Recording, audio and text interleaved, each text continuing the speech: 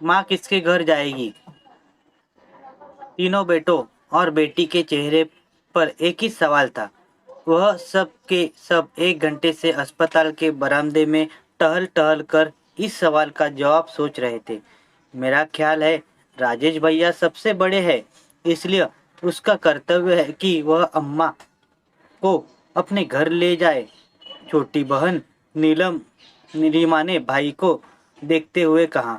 बड़े भाई ने एक नज़र अपनी पत्नी की ओर देखा और कहा, मुझे पता है कि यह मेरा कर्तव्य है कि मैं माँ को अपने घर ले जाऊं, लेकिन तुम जानते हो मैं और मेरी पत्नी हम दोनों जॉब करते हैं और माँ की देखभाल के लिए सारा दिन किसी ना किसी को तो रहना होगा, जो हम नहीं कर सकते।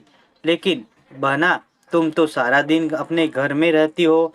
मेरे ख्याल से तुम अम्मा माँ को का हमेशा ज़्यादा ख्याल रख पाओगी। पैसों की चिंता ना करो, जितने पैसे लगेंगे मैं देने के लिए तैयार हूँ। भाई राजेश ने पैसों पर जोर देते हुए नीलिमा से कहा।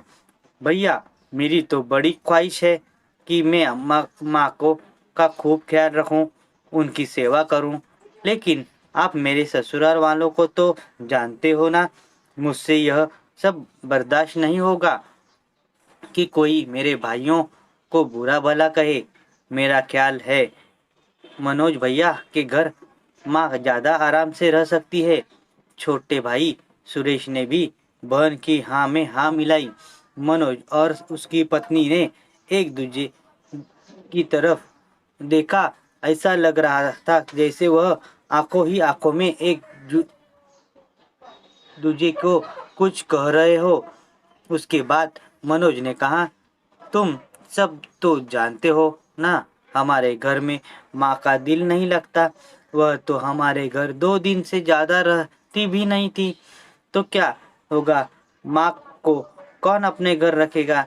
नीलिमा ने अपने छोटे भाई सुरेश को देखते हुए कहा, अरे तुम सब मुझे तो देखो ही नहीं, मेरा तो घर भी बहुत छोटा है और वेतन भी बहुत कम है। मेरी मेरी तो मजबूरी है, मैं माँ को अपने साथ नहीं रख सकता। सुरेश ने अपने हाथ खड़े कर लिए। तो फिर अम्मा किसके घर जाएगी? सभी लोग इसी सोच में गुम थे। क्या आप सब वार्ड नंबर 2 की पेशेंट के रिश्तेदार हैं? नर्स ने बाहर से आते हुए पूछा। सब घबरा कर उठे। जी जी, हम ही हैं, आपको डॉक्टर वार्ड में बुला रहे हैं। वे सब दौड़ते हुए वार्ड में गए। आई एम सॉरी, हम आपकी माताजी को नहीं बचा सके, डॉक्टर ने राजेश के कंधे पर हाथ रखते हुए कहा। सबके चेहरे पर उदासी तो थी, लेकिन शायद दिल में किसी कोने में खुशी भी थी कि अब उन्हें अपनी माँ की सेवा नहीं करनी पड़ेगी और ना ही माँ को किसी के घर जाना पड़ेगा। यही हमारे समाज की कड़वी सच्चाई है कि अकेले माता पिता 10 बच्चों को पाल सकते हैं, लेकिन 10 बच्चे मिलकर माता पिता को नहीं संभाल सकते।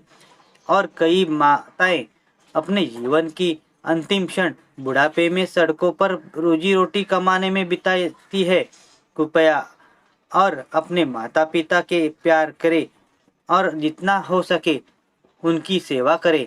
जो आपके बच्चे भी आपकी सेवा करेंगे और आपसे प्यार करेंगे। आशा करता हूँ यह कहानी आपको बहुत पसंद आई होगी। इस कहानी पर आपकी क्या राय है, मुझे कमेंट कर ज़रूर बताएं। कहानी सुनने के लिए बहुत बहुत धन्यवाद।